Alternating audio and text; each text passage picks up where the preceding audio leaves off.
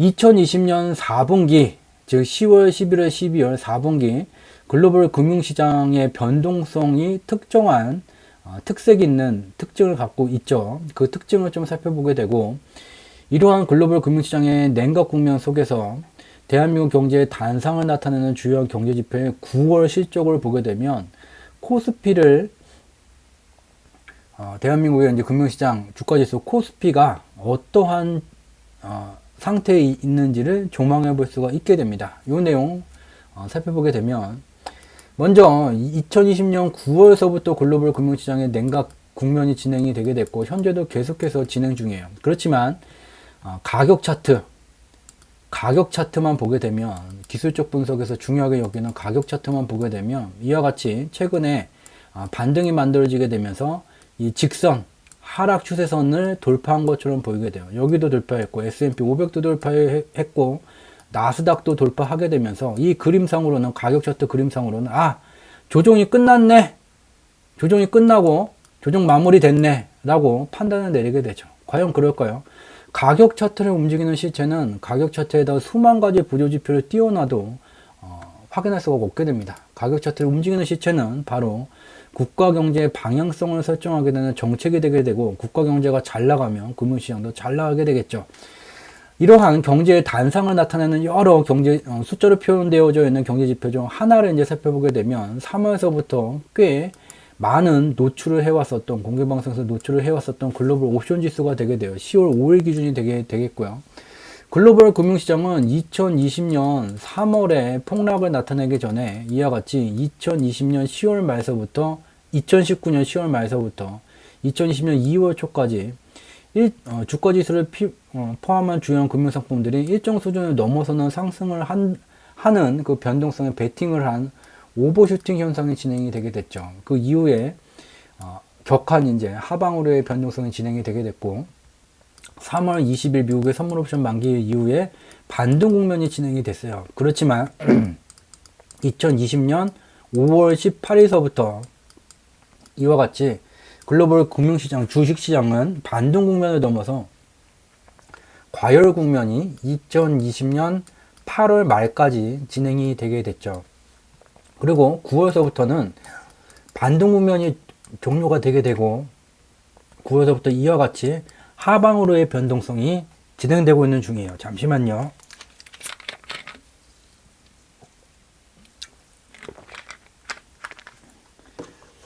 하방으로의 변동성이 9월서부터 이제 진행이 되게 됐고, 현재는 하방으로의 변동성이 종료되지 못한 채 지속해서 제한된 범위 속에서의 변동성이 진행되고 있는 중이에요. 즉, 다시 정리하면 9월서부터 진행되고 있는 글로벌 금융시장의 변동성은 3월과 같은 격한 하락폭을 갖는 것이 아닌 제한된 폭 속에서 주기적으로 낮은 상하의 흔들림을 만드는 그러한 특징을 갖는 변동성이 진행되고 있는 중이에요. 왜냐? 오버슈팅을, 그러니까 주요한 주식시장을 포함한 주요한 금융시장의 지수 자체가 일정 수준이 넘어가는 상승을 만들어서 이와 같은 상방의 변동성을 통해서 수익을 만들어 왔다면, 상방의 변동성을 만드는 기간이 누적되면 누적될수록 금융시장에 참여하고 있는 대부분의 사람들은 학습을 하게 되죠. 조정이 나와도 다시 가게 된다. 이런 학습이 되게 되면 상방의 변동성을 추가로 만들면 만들수록 자신의 돈을 들여서 이와 같은 변동성을 만든다면 투입되는 비용 대비 아웃풋, 마진이 줄어드는 현상이 만들어지게 돼요. 그렇기 때문에 글로벌 금융시장은 한쪽으로의 방향으로는 변동성을 통해서 마진을 확보하기가 힘들게 돼요. 그래서 일정 기간이 지나게 되면, 즉 대부분의 시장 참여자들이 이전에 학습한 바와 같이 이번에 조정 나오면 이거 끝나면 다시 상승이야 라고 다 같이 판단 내리는 그 순간에 하방을 향해서 변동성이 만들어지게 되죠. 하방의 변동성도 마찬가지예요. 하방의 변동성이 계속 진행되게 된다면 시장에 참여하고 있는 대부분의 시장 참여자들은 이번에 반등 뒤에 다시 하락이야 와 같이 인지를 하게 되고, 그와 같은 인지를 대중이 하게 된다면 하방의 변동성을 통해서 얻을 수 있는 마진 자체가 또 줄어들게 되죠. 그렇기 때문에 글로벌 금융시장의 변동성은 특정 방향으로만 계속 진행되지 못하게 됩니다. 돈의 원리예요. 현재 다시 살펴보게 되면 2020년 5월 18일서부터 2020년 8월 말까지 상방의 변동성을 통해서 단물을 쪽쪽 빼왔죠. 더 이상 단물이 나오지 않아요. 그렇기 때문에 이제 하방으로 가게 되는데, 이와 같은 지표를 누구든지 다 확인해 볼 수가 있죠. 그렇기 때문에 나 이제 밑으로 가겠어, 정직하게 가지를 않죠. 있는 대로 흔들면서 가게 돼요. 왜냐? 바로 선물 시장, 옵션 시장이라는 것은 시간 가치가 매우 중요하게 되고, 여기까지 왔으니까 나중엔 여기로 갈 거를 알더라도 언제, 어떻게, 어느 수준으로 가게 될 것인지를 모른다면 여기로 갈 것이라는 걸 알면서도 저 시간 가치와의 싸움에서 돈을 날릴 수뿐이 없게 되죠. 그렇기 때문에 원하는 대로, 대중들이 생각하는 대로 변동성이 만들어지지를 않아요. 또한 변동성, 영어로 이제 표현하게 되면 variable이라는 것에다 명사형으로 ty를 이제 붙이게 되죠. 어디로 변화하게 될지를 대부분의 사람들이 인지를 하지 못하는 것을 의미하게 돼요. 그래서 이와 같은 변동성이 진행되고 있다. 그렇지만 3월과 구분되는 것은 조정폭이 확대되는 변동성이라기보다는 변동폭은 제한되어져 있지만 상하로의 흔들림이 매우 빈번하게 발생되는, 주기적으로 흔들림이 많은 그런 특징을 갖고 있다는 것을 확인해 볼 수가 있죠. 왜 3월과 같은 조정폭이 나오지 않는다고 말하는 것인지는 그간에 3월서부터 현재까지 진행된 공개방송을 통해서 수없이 공유를 드렸었고, 그간에 이제 공개방송에 가장 그래도 최신 버전으로 공유를 드렸던 지표 중에 하나가 바로 얘죠. 얘는 미국의 다우존스 지수와 미국의 경기부양 정책 간의 상대 강도를 나타나게 되는 거예요. 쉽게 말하면 이 지표가 밑으로 내려가게 된다는 것은 경기부양 정책의 강도가 강화되고 있음에도 불구하고 주식시장의 상승세가 미약할 때 이와 같은 현상이 나타나게 되고, 반대로 얘가 상승하는 현상은 경기부양 정책 대비 주식시장이 좀 과열된 상승이 나타날 때 이와 같은 상승 현상이 나타나게 돼요. 2020년 3월에 바로 이 상대강도 지수는 여기에 와 있었어요. 그 뒤에 급락 현상이 이제 나타나게 됐죠. 급락 현상은 바로 앞에서 이제 살펴본 것과 같은 일정 기간의 오버슈팅 이후에 언더슈팅이 진행되게 되면서 상방과 하방을 통해서, 상방 하방 변동성을 통해서 마진을 키우기 위한 한머니의 그와 같은 변동성을 만드는 과정에서 발생이 됐고요. 우리가 확인할 수 있는 것은 현재 1번, 2번, 3번과 같은 시기에 와 있어요. 1번은 다우존스로 보면 이와 같은 위치, 2번은 이와 같은 위치, 3번은 이와 같은 위치였어요. 즉, 이 지표를 통해서 알 수 있는 것은 3월과 같은 폭락이 다시 나타나게 된다. 택도 없는 소리라는 것을 직접 눈으로 확인할 수 있게 됩니다. 이와 같이 숫자로 표현된 경제지표를 한두 개만 개별 분석하는 것이 아닌 여러 가지를 원인과 결과의 순으로 분석할 수 있다면 정말 유용한 의사결정 순간에 활용할 수 있는 기준들이 굉장히 일관된 기준들이 많아지게 됩니다. 이와 같이 직접 눈으로 3월과 같은 폭락은 나타나지 않지만 현재 진행되고 있는 글로벌 변동성의 특징은 상하폭이 제한되어져 있지만 위아래로 흔들림이 빈번한 그런 특징을 갖는다는 것을 알 수가 있게 되죠. 이러한 과정 속에서 2020년 9월 대한민국의 수출 경제지표 실적이 발표가 되게 됐어요. 대한민국은 수출이라는 것을 통해서 국가의 부의 50% 이상을 만드는 국가예요. 또한 대한민국의 수출을 가장 많이 하는 국가는 중공, 미국, 유럽 등이 되게 되죠. 중공의 경제가 2020년 2월에 멈춰서게 됐고 대한민국의 수출 실적은 급감하게 됐어요. 3월서부터 중국 경제가 다시 가동됨에 따라 대한민국의 수출 실적이 개선됐지만 4월에 대한민국이 두 번째, 세 번째로 많이 수출하는 미국과 유럽의 실물 경제가 멈춰서게 됐고 대한민국 수출은 급감하게 됐어요. 5월 중순 이후에서야 미국과 유럽의 경제가 현재까지 부분 재가동되고 있고 5월을 넘으면서 6월서부터 대한민국의 수출 실적 개선세가 진행되게 되면서 주목해야 될 것은 이와 같이 코로나19 발생 직전 수준을 넘어섰다는 거예요. 근데 여기에 좀 의문이 발생되게 되죠. 대한민국의 코로나19가 발생되기 전에 수출 실적을 현재 넘어섰다? 현재 대한민국이 수출하는 대부분의 국가들은 부분 재가동이에요. 경제가 코로나19 발생 전처럼 정상 가동되고 있지 못한 상황인데 수출 실적이 개선됐다? 이게 말이 되지가 않죠. 그렇기 때문에 다시 살펴봐야 되겠죠. 시간 범위를 좀 더 넓혀서 대한민국의 수출 실적을 보게 되면 2016년도서부터 2017년까지 대한민국 수출 실적이 성장세가 진행이 되게 됐고 2017년도 말서부터 2018년까지 수출의 성장세가 둔화되는 현상이 나타나게 됐고 2018년도서부터 코로나19가 발생되지 않았음에도 불구하고 대한민국의 실적의 고점대가 낮아지게 되고는 저점대가 낮아지게 되는 완연한 하락 추세가 진행이 되게 됐어요. 그래서 알 수 있는 것은 지금 2020년 9월 대한민국의 수출 실적이 코로나19 발생 이전 수준보다 좋다, 대한민국 경제 좋다라고 판단할 수가 없고 이 지표를 통해서 확인할 수 있는 것은 코로나19로 인해서 4월, 5월까지 대한민국 수출 실적이 급격하게 침체됐지만 5월 이후에 주요한 대한민국 수출 국가들이 부분 재가동되면서 수출의 실적 개선세는 나타나고 있는 것이 맞다. 그렇지만 대한민국 수출 실적은 이미 코로나19가 발생되기 전부터 무슨 일인지는 모르겠지만 하락 추세가 진행되고 있었다는 것을 주목을 해야지 되겠죠.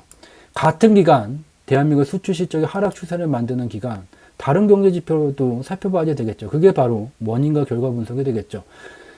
주요한 국가들의 경제가 활성화되기 위해서는 경제라는 이 바구니 속에 적정 수준의 유동성이 있어야지 돼요. 이것이 바로 이제 임계 수준의 유동성이라고 말하고 이것을 이제 분석하게 되면 지난 이제 2019년 기간 공개방송에서 수없이 공유를 해왔지만 대한민국 경제가 활성되게 되는 그 임계 수준의 통화 유통 속도가 0.74예요. 쉽게 말하면 대한민국의 통화 유통 속도가 0.74 이상 수준을 나타냈을 때는 단기적인 경기 부양 정책, 단기적으로 원화 유동성이 늘어나게 되더라도 수출을 비롯한 주요한 경제 지표의 실적 개선세가 쉽게 나타나게 됐는데 이 0.74라는 통화 유통 속도를 하향 이탈한 뒤에는 일정 기간 원화 유동성을 늘리더라도 주요한 경제 지표의 실적 개선세가 쉽게 나타나지 않는 현상이 진행되고 있고 2020년 1분기까지 대한민국의 통화 유통 속도는 0.64예요. 즉 알 수 있는 것은 대한민국 경제가 다시 제대로 된 활성화가 되기 위해서는 통화 유통 속도를 증가시켜야 되고 통화 유통 속도를 증가시키는 유일한 방법은 원화 유동성 공급을 대폭 확대하는 거예요. 즉 미국만큼 확대하는 것을 넘어서 일정 기간 과도할 정도까지 유동성을 늘리고 그 증가된 유동성이 다른 데로 유입되는 것이 아닌 대한민국 엔진, 대한민국 경제의 부가가치를 만드는 주체인 민간 기업들의 경영 활동에 집중적으로 투자가 돼야지 된다는 것도 알 수 있게 됩니다. 또한 투자의 효율을 높이기 위해서는 민간 기업들에 대한 규제를 대폭 완화해야 된다는 것도 알 수 있게 됩니다. 이와 같은 상황이에요. 같은 기간 대한민국의 수출 실적이 하락 추세를 만드는 기간에 대한민국 인플레이션율도 보게 되면 이와 같은 하락 추세가 진행되어 왔다는 것을 직접 눈으로 확인해 볼 수가 있죠. 물론 대한민국 인플레이션율도 글로벌 경제에 동조돼서 5월 이후서부터 이와 같이 인플레이션율, 유동성 수준이 높아지게 되면서 인플레이션율이 상승하는 현상이 나타나고는 있지만 기간을 늘려보게 되면 수출과 같은 시기 2017년 5월서부터 적용된 새로운 정책의 영향을 받아 주요 경제지표의 실적이 상승 추세가 아닌 현상이 진행되어 왔다는 것을 코로나19 여파가 발생되기 전에 이미 진행되어 왔다는 것을 알 수가 있게 되죠. 이것을 바탕으로 코스피를 좀 조망해 볼 필요가 있죠. 이 내용도 그간의 공개방송을 통해서 수없이 공유를 해왔던 내용이긴 합니다. 그렇지만 이제 9월 실적지가 다시 확인이 됐으니 재차 다시 살펴보는 내용이 되겠어요. 보게 되면 대한민국 특정 국가의 정책이라는 것은 특정 국가의 경제의 방향성을 설정하게 되고 경제가 잘 나가면 금융시장의 방향성이 또 경제의 방향성에 수렴하게 돼요. 대한민국의 부의 절반 이상을 만드는 활동이 수출이 증가하는 기간 코스피도 당연히 상승 추세가 진행이 되게 되죠. 그렇지만 2018년도서부터 수출 실적의 하락 추세가 진행되어져 왔고 코스피도 동일하게 하락 추세가 진행되어져 왔어요. 근데 봐보쇼. 이 선을 긋게 되면 얘를 지금 뚫었지 않소? 수출도 얘를 뚫었지 않소? 하락 추세를 뚫으면 뭐야? 추세 전환, 상승 추세 전환 된 거네. 코스피 상승 추세 전환 됐네. 라고 주장을 할 수가 있겠죠. 요 지표만 보고서는 주장을 한다면, 그렇지만 우리가 앞서 이제 살펴봤던 것과 같이 대한민국에 수출하는 주요한 국가들이 아직까지도 정상 컨디션으로 재가동이 되고 있지를 못해요. 또한 앞서 살펴봤었던 다른 경제 지표였던 인플레이션율, 유동성에 따라서 금융시장이 연동되게 되고, 인플레이션율을 보게 되면 수출과 다르게 하락 추세를 돌파하지 않았죠. 그렇기 때문에 얘를 보게 되면 코스피가 하락 추세가 이렇게 각도가 바뀐 거구나 라는 것을 알 수 있게 돼요. 도대체 어떤 게 맞는 건지 헷갈리게 되죠. 즉 수출과 인플레이션율, 개개의 경제 지표만 분석을 하게 돼서는 코스피의 방향성을 파악할 수 없게 되죠. 그래서 근본으로 들어가게 되면 국가의 정책이라는 것은 경제의 방향성을 만들게 되고, 경제의 방향성이 금융시장의 방향성이 수렴하게 돼요. 2017년 5월서부터 진행된 대한민국 새로운 정책이 만든 대한민국 경제의 방향성, 여러 가지 맞다 틀리다, 나는 이렇게 생각한다, 말로써 싸우거나 논쟁을 벌일 필요가 없이 눈으로 직접 확인할 수가 있어요. 2017년 대한민국의 경제 성장률 3.2%. 근데 2017년은 이전에 2017년 5월에 정책의 영향성이 더 컸던 시절이죠. 보통 새로운 정책이 진행되게 되면 이 정책의 효과를 가장 빠르게 확인할 수 있는 최소 확인 기간이 6개월이에요. 보통 이제 1년 정도가 넘어야지 되죠. 그래서 1년 정도가 지난 2018년 대한민국의 경제 성장률은 2.7%예요. 또한 2019년 대한민국 경제 성장률은 소수점 두 자리에서 반올림 두 번을 반올림 해서 2.0%예요. 대한민국의 새로운 정책이 설정한 대한민국 경제의 방향성이 상방의 방향이 아니라는 것을 어떠한 논쟁도 필요 없이 직접 눈으로 확인할 수 있게 됩니다. 이것을 거부한다는 것은 눈으로 본 것을, 숫자로 표현된 정량 데이터를 거부한다는 것이에요. 그러면 이와 같은 경제의 방향성에 금융시장이 수렴할 수뿐이 없게 되겠죠. 즉 여기서 알 수 있는 것은 코스피가 이와 같이 상승 추세로 전환된 게 아니라는 것을 또 알 수가 있어요.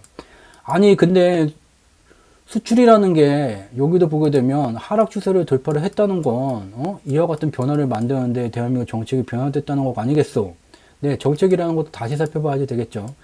대한민국의 정책을 보게 되면 대한민국의 정책이 만드는 경제의 방향성에 수렴하는 코스피 지수를 연두색으로 나타냈고요. 파란색 선으로 미국의 정책이 만든 경제의 방향성에 수렴하는 미국의 다우존스 지수를 나타낸 거예요. 여기서 확인할 수 있는 것은 2017년도서부터 2019년 기간까지 코스피는 하락 추세인데 미국 정책이 만든 경제의 방향성에 수렴하는 미국의 주가 지수는 상승 추세가 진행이 됐다는 것이에요. 즉 미국의 정책과 대한민국의 정책이 같지 않았다는 것을 직접 눈으로 확인할 수 있습니다. 그러면 또 반론이 나오죠. 여기 보시오. 코로나19가 발생된 다음에는 이 방향이 같으면 미국 정책, 우리 정책 같다는 의미가 되게 되고, 수출 실적이 하락 추세를 돌파했고 그에 따라서 코스피가 상승 추세를 전환했다는 의미가 될 수도 있는 거 아니겠어. 다시 면밀히 살펴봐야 되겠죠. 보게 되면 코스피 지수가 2017년도서부터 2019년 기간까지 하락 추세를 만들 때 진행됐었던 정책이 만든 경제의 방향성은 상승의 방향이 아니었다는 것, 하락 추세였다는 것을 확인할 수가 있고, 다만 2020년 들어와서 코로나19로 인해서 실물 경제가 멈춰서게 되고, 이로 인해서 주요한 국가들의 경기 부양 정책이 진행되게 되면서 원화 유동성이 미달러 유동성 증가분에 비례적으로 증가하게 되면서 이와 같이 코스피가 반등세를 계속 만들고 있다는 것을 확인할 수가 있게 돼요. 근데 중요한 것은 앞서서 살펴봤었던 이와 같은 기간, 2017년도서부터 2019년 기간까지 진행됐었던 정책, 주요한 정책, 특히 인플레이션율, 유동성의 하락 추세를 만들었었던 정책들이 현재 대폭 수정 보완됐는가? 수정 보완된 게 없다는 것을 주요 언론 보도들을 통해서 쉽게 확인해 볼 수가 있죠. 그럼 이러한 기간에 코스피 하락 추세를 만들었었던 정책이 그대로 유지가 되는 게 아니라 오히려 강화가 됐죠. 강화가 되고 있는 상황 속에서 코로나19 경기 부양 정책이 같이 진행되는 형세, 즉 유동성을 줄여왔었던 그 정책이 그대로 현재도 강화되어져 있는 상황에서 유동성을 늘려서 경기를 부양하는 정책, 상충되는 정책이 함께 진행되고 있는 기간이라는 것을 확인할 수가 있어요.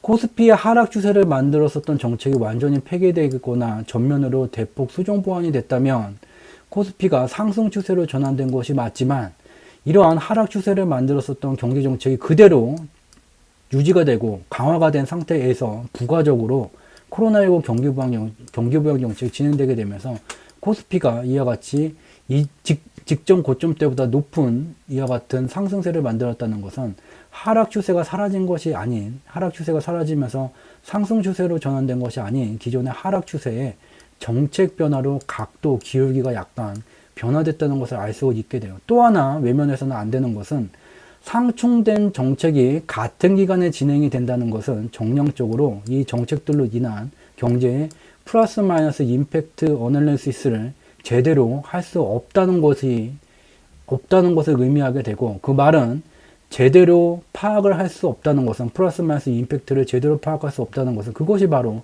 uncertainty, 불확실성, 정책 방안의 불확실성을 의미하게 되고, 이러한 것은 금융시장의 변동성에 좋은 재료로 활용되게 된다는 것도 외면해서는 안 될 것입니다. 이 녹색 검색창에다가 저희 경제지표 스토리텔링이라고 검색어를 입력하게 되시면 여기에 이제 주상지라는 이 단어가 나오게 돼요. 그래서 이 주상지라는 것을 클릭하게 되면 이 세 번째 걸 또 클릭을 하게 되면 주가를 상승시키는 경제지표라는 데로 연결이 되게 돼요. 그래서 최근에 참여해 주신 분들께서는 반드시 이제 지난 공개방송 내용들 중에서 매우 중요한 내용을 달았었고, 그 중요한 내용들 중에서 반드시 세 가지를 좀 살펴보셔야 돼요.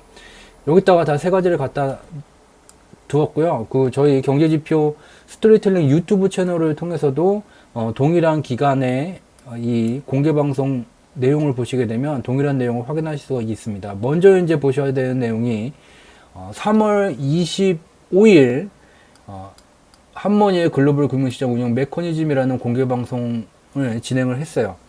즉 글로벌 금융시장은 존 템플턴 격이라는 사람이 글로벌 ETF라는 개념을 만든 이후서부터 미국이 됐든 중국이 됐든 유럽이 됐든 일본이 됐든 한국이 됐든 아프리카의 이름을 모르는 국가에 금융시장이 있다면 그 나라가 됐든 모두 같은 기간에 연동돼서 같이 움직이고 있고, 안전자산이건 위험자산이건 상품의 특성이 틀림에도 불구하고 같은 기간에 연동돼서 움직이는 그러한 메커니즘으로 운영되고 있습니다.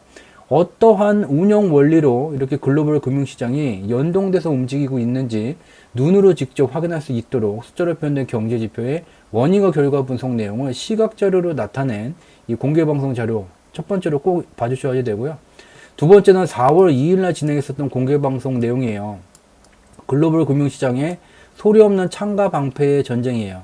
즉 2020년 2월서부터 코로나19로 인해서 중화인민공화국 중공의 경제가 멈춰서게 됐고, 4월에는 미국과 유럽, 중동 등의 실물 경제가 멈춰서게 됐어요. 이렇게 실물 경제가 멈춰서는 상황 속에서 글로벌 금융시장의 변동성은 굉장히 극대화되게 됩니다. 근데 참 신기하게도 코로나19가 실물 경제를 멈춰 세우기 전까지 글로벌 금융시장은 2019년 10월 말서부터 2020년 2월 초까지 일정 수준을 넘어서는 과도한 상승을 의미하는 오버슈팅 현상이 진행되게 됐고, 이 시기에 글로벌 금융시장에서 거대 자금을 운영하는 투자 조직들은 상방에서의 변동성을 통해서 수익을 극대화해오고 있던 중이었어요. 근데 상방의 오버슈팅으로 수익률을 만들게 되면 일정 기간 반대의 방향, 하방으로 변동성이 만들어지게 되는데, 그 시기가 절묘하게 코로나19 발병 시점하고 우연이라고 말하기에는 너무나 완벽한 시기 타이밍에 딱 들어맞게 됐죠. 그래서 2020년 3월 주요한 금융상품, 주식시장과 원유시장을 포함한 주요한 금융상품은 폭락하게 됐지만, 미달러 선물과 채권 가격은 급등하는 현상을 만들게 되고, 이러한 하방의 변동성을 통해서 또 거대 자금을 운영하는 투자 조직들은 흡족한 수익률을 만들게 됩니다. 이와 같은 수익률을 만들게 되면 결국은 얘를 이제 돈으로 환전을 해야지 되는데, 이 돈으로 환전하는 과정 속에서 미달러 선물 가격이 급등하는 현상이 나타나게 돼요. 미달러라는 것은 현재 인류의 물물 교환 과정 속에서 물건을 교환하기 위한 중요한 매개체가 되게 돼요. 그래서 이 달러 가치가 매우 단기간에 보름도 안 되는 기간에 급등락을 만들게 되면 물물 교환에 문제가 생기게 되고 실물 경제에 경제 활동에 큰 문제가 발생이 되게 돼요. 그래서 이와 같은 변동성을 만드는 한머니가 만든 위와 아래의 장단 속에서 이 달러 가치가 급등락을 만들게 되면서 전 세계 유일하게 미 달러의 유동성을 조절할 수 있는 절대 반지를 가진 미국의 중앙은행 미 연준이 개입하게 됩니다. 그래서 2020년에 들어와서 코로나19가 발병되면서부터 지금까지 글로벌 금융시장은 한머니가 만드는 변동성에 미 연방준비제도 이사회, 미국의 중앙은행이 만드는 변동성을 자제시키는 방패, 창과 방패의 전쟁이 벌어지고 있는 중이에요. 그와 같은 내용, 숫자로 표현된 경제지표의 원인과 결과 분석으로 분석하게 되면 이와 같이 어떠한 언론을 통해서도 확인될 수 없는 그러한 숨겨진 이야기들을, 놀라운 이야기들을 발견하게 되고, 그러한 분석 내용들을 시각자료로 눈으로 직접 다 확인할 수 있도록 4월 2일 공개방송에서 살펴본 바 있습니다. 이 두 가지를 꼭 보셔야 되고요. 그리고 추가적으로 6월 12일 날 진행됐었던 공개방송 중에서 두 번째 주제로 다뤘었던 글로벌 금융시장 불황기로 향하나라는 이 내용을 꼭 봐주셔야 돼요. 여기에 보게 되면 우리가 살아가고 있는 현재가 글로벌 경제 및 금융시장 속에서 봄, 여름, 가을, 겨울에 사계절이 존재한다면, 또한 숫자로 표현된 경제지표의 원인과 결과 분석으로 글로벌 경제 및 금융시장의 봄, 여름, 가을, 겨울을 구분할 수 있다면 어느 시기에 와 있는지, 또한 어느 시기에 와 있다면 초기, 중기, 말기 중 어디에 와 있는지를 적확하게 알 수 있다면 기업을 경영하는 대표로서 기업의 경영 방향성과 전략 도출이 용이해지게 될 것이고, 또한 좀 더 작은 의미로 재테크 관점에서는 자신의 투자 포트폴리오가 어떠한 기준으로 구성이 되어야 되며 어떠한 산업 부분의 금융상품들이 담겨야 되는지를 명확하게 알 수 있게 됩니다. 그와 같은 매우 중요한 얘기를 6월 12일 공개방송 때 두 번째 주제로 이제 다룬 바가 있습니다. 보다 선명한 화질로 시각자료를 확인하기 위해서는 일정 수준 이상이 넘는 구독자 수가 필요하다고 합니다. 그래서 양질의 시각자료를 공유할 수 있는 그 순간까지 지독, 중독, 고독에 저희의 3독의 정진이 지속되고 여러분들의 구독이 합쳐지기를 희망합니다. 오늘 늦은 시간까지 저희 경제지표 스토리텔링에서 진행하는 공개방송 밤을 잊은 그대에 함께 참여해 주셔서 진심으로 감사드리도록 하겠습니다. 저는 이만 물러가도록 하겠습니다. 고맙습니다.